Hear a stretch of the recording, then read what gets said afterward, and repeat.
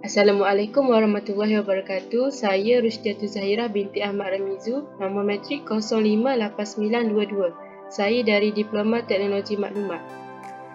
Assalamualaikum warahmatullahi wabarakatuh. Saya Siti Hawa Sofia binti Syakil. Nombor matrik saya ialah 057501. Saya merupakan pelajar Diploma Teknologi Maklumat.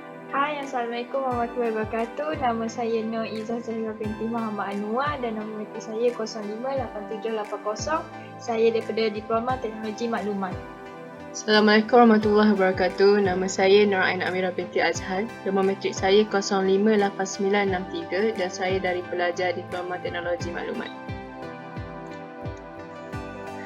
Hari ini kami akan membentangkan tentang sistem kami, iaitu sistem tempahan tiket wayang.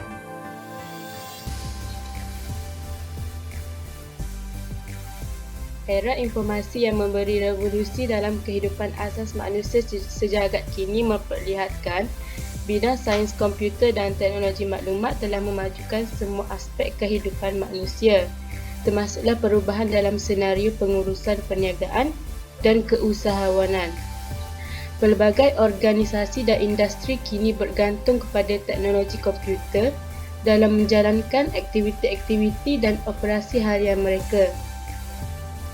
Ini termasuklah dalam bidang perniagaan pawagam. Sebelum penggunaan komputer diperluaskan, pengurusan pawagam dijalankan secara manual dan akhirnya digantikan dengan sistem pentiketan berkomputer untuk memudahkan penyimpanan rekod jualan. Urusan untuk membantu promosi juga dipertingkatkan kerana mereka sedar kuasa pelanggan, iaitu penonton, dalam menentukan hala tuju keuntungan dan keteguhan perniagaan ini dalam masa akan datang. Maka, jika sebelum ini penonton hanya boleh berbaris untuk menempah tiket dan menyemak jadual tayangan dari akhbar harian, sekarang urusan itu dipermudahkan dengan perkhidmatan penempahan tiket melalui aplikasi dan web. Cadangan projek ini adalah untuk membangunkan sebuah sistem tempahan tiket pawagam berasaskan web.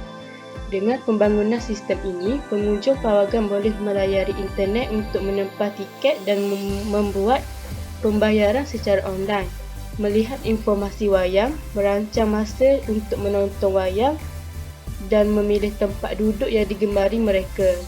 Sistem ini dibangunkan untuk menepati citarasa pengguna, lebih fleksibel dan meningkatkan keberkesanan strategi pemasaran pawagam sebagai pusat hiburan yang sesuai untuk semua golongan masyarakat. Seterusnya adalah objektif projek.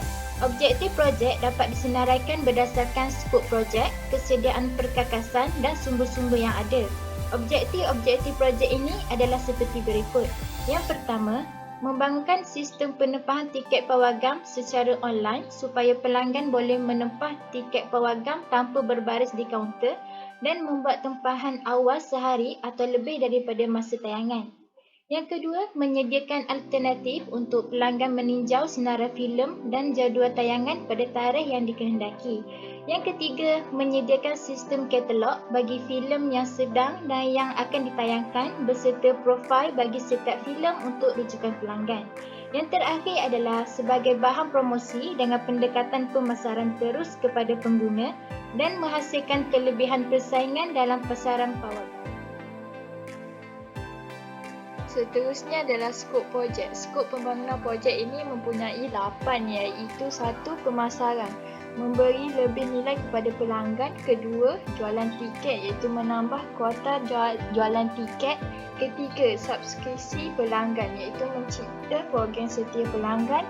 Keempat, efisien dan efektif, iaitu mendapat output yang maksimumkan dengan kos yang minimum. Kelima adalah kepercayaan dan kesediaan, iaitu mencapai sistem yang dicapai sepanjang masa dan stabil. Keenam, keselamatan, memelihara maklumat sulit daripada pihak yang tidak dikenali dan mencapai tahap keselamatan tertentu. Ketujuh adalah pengurusan kandungan, iaitu menyediakan template mudah untuk mengemas kini maklumat. Dan akhir sekali adalah pembayaran online, iaitu pelbagai cara pembayaran online yang mensasarkan lebih golongan pelanggan. Seterusnya adalah pernyataan masalah. Menonton wayang selalunya menjadi salah satu aktiviti hiburan bagi masyarakat umum. Kebiasaannya, masyarakat akan memilih hujung minggu sebagai hari keluarga atau keluar bersama-sama dengan kawan. Mereka terpaksa beratur panjang untuk membeli tiket, terutamanya pada musim perayaan dan musim cuti persekolahan, ataupun mereka juga boleh menempah tiket secara atas talian. Namun demikian, masalahnya ialah bukan setiap rumah mempunyai komputer dan perkhidmatan internet di rumah, dan pelanggan terpaksa berbaris panjang untuk mendapatkan tiket wayang. Secara tidak langsung, pelanggan telah membazir masa yang panjang, wang dan tenaga untuk membeli tiket wayang.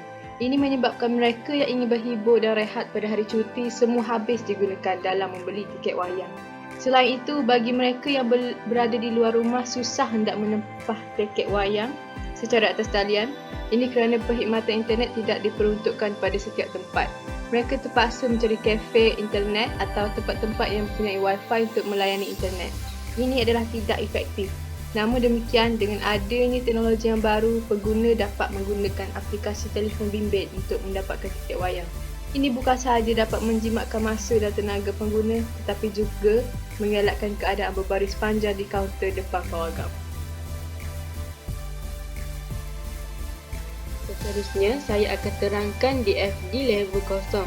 Pertama, pengguna iaitu pelanggan akan memasukkan maklumat peribadi ke dalam tabel daftar akaun dan data tersebut akan dimasukkan ke dalam data pelanggan. Data pelanggan juga akan dimasukkan ke dalam tabel log masuk.